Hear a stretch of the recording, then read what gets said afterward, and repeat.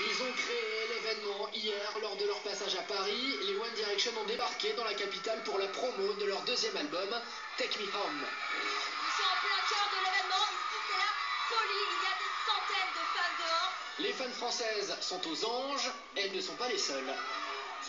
Elle a vu Harry. Je suis resté bouche bée. Elle me regarde en disant je t'aime, et elle crie Harry. C'est dingue. Nous avons rencontré les One Direction, ce groupe phénomène que les jeunes adorent, qui suscite l'incrédulité chez les adultes. Mais qui sont-ils vraiment? Sont-ils plus proches des boys bands ou des Beatles? Ils se confient pour la première fois sans tabou et sans langue de bois.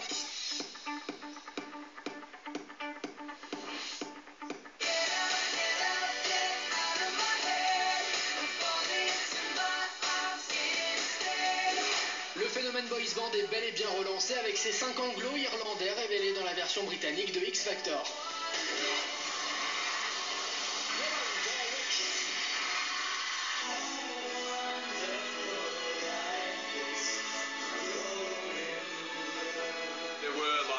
Avant de devenir un groupe, on avait tous nos propres idées en ce qui concerne la musique qu'on voulait faire.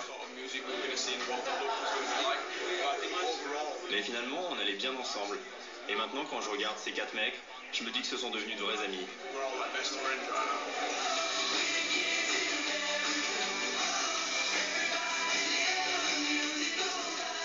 On n'aurait jamais pensé arriver là. Pour nous, c'est juste un rêve d'être ici. On est reconnaissant. Maintenant, on veut aller de l'avant et faire de notre mieux. Et la chance va leur sourire sous forme d'un contrat de 2 millions de livres sterling qu'ils vont signer avec une maison de disques. Depuis, les 5 garçons sont en train de battre tous les records depuis la sortie de leur premier tube, What Makes You Beautiful.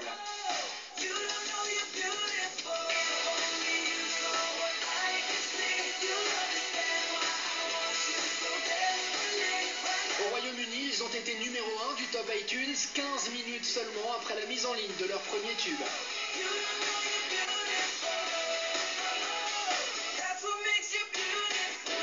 C'est génial de voir que les gens apprécient ce qu'on fait et qu'ils se déplacent pour nous voir, même si parfois c'est un peu effrayant. Les One Direction se permettent même de réaliser la plus importante vente de disques chez Sony Music. La dernière fois qu'on s'est rendu au studio avec le bus, les fans nous ont couru après et ils tapaient contre les vitres. C'est également le seul groupe britannique à s'être classé numéro 1 des Billboard Charts américains avec leur premier album. Même les Beatles n'ont pas réussi cet exploit. Percer aux États-Unis, c'est très difficile. C'est pour ça qu'on essaie d'en profiter, de travailler dur, et puis on verra ce qui se passera. Leur dernier single, Live While We're Young, est à peine sorti et est déjà un succès phénoménal.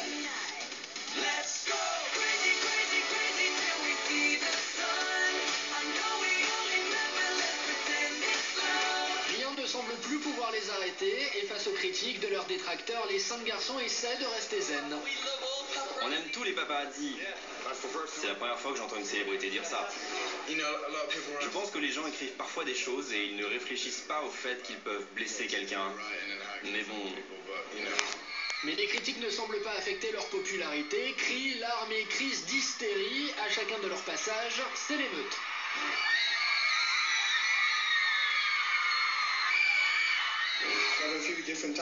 Vous avez plusieurs types de fans.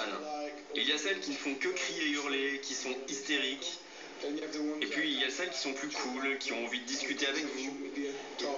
Et puis il y a celles qui ne veulent pas parler, qui te regardent seulement et qui crient quand tu passes devant elles. Le succès est tel que le groupe aura même l'honneur de chanter lors de la clôture des Jeux Olympiques en août dernier. On a 18, 19, 20 ans. Les gens nous disent si souvent qu'ils aiment ce qu'on fait et on est tellement fiers. Tous les fans qu'on a, toutes les stations de radio qui nous ont fait connaître. C'est tellement, tellement génial d'avoir cette opportunité. On a tellement de plaisir, on a travaillé tellement dur et on espère que ça va continuer.